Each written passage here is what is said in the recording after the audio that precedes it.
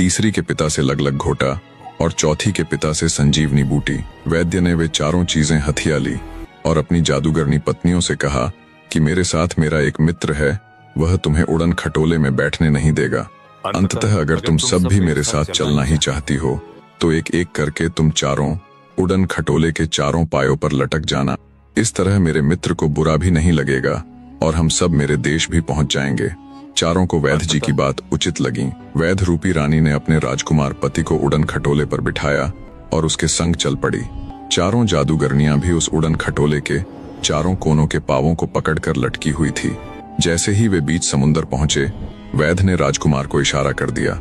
वैद्य का इशारा पाते ही राजकुमार ने एक एक करके चारों जादूगरनियों के हाथ काट दिए, जिससे चारों हाय हाय करती हुई समुद्र में गिर पड़ी। वैद्य रूपी छोटी रानी अपने राजकुमार पति के साथ सकुशल राजमहल पहुंच गई। राजमहल जाने पर उसने राजकुमार के आगे पूरी बात का भेद खोल दिया और अपने असली यानी रानी के रूप में आ गई। अपनी पत्नी की साहस से भरी पूरी गाथा सुन राजकुमार के आनंद की सीमा नहीं रही। ऐसी पत्नी पाकर वो धन्य हो गया, पर एक सवाल अब भी उसे मन ही मन खाए जा रहा था।